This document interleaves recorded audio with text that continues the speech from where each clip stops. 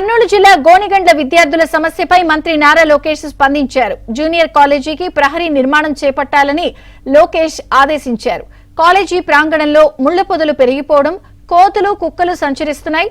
అలాగే కొందరు అసాంఘిక కార్యక్రమాలకు పాల్పడుతున్నారు అని విద్యార్థులు మొరపెట్టుకున్నారు. దీనిపై స్పందించిన మంత్రి లోకేష్ ప్రహరీ నిర్మాణం వెంటనే పూర్తి చేయాలని అధికారులకు ఆదేశించారు.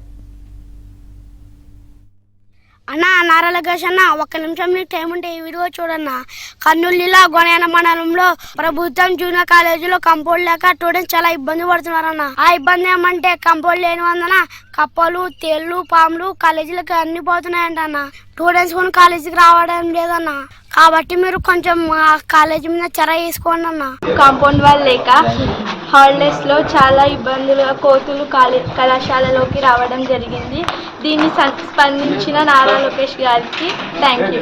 వేసవి సెలవుల్లో తర్వాత ఏమైనా హాలిడేస్ వచ్చినప్పుడు ఇక్కడ అనేక రకాలైనటువంటి అసాంఘిక కార్యక్రమాలు కానీ, తర్వాత జంతువులు, కుక్కలు ఇలాంటి కళాశాలకు వచ్చి కళాశాలలో అంత ఇబ్బందికరమైన పరిస్థితులు విద్యార్థులు ఎదుర్కొంటున్నారు.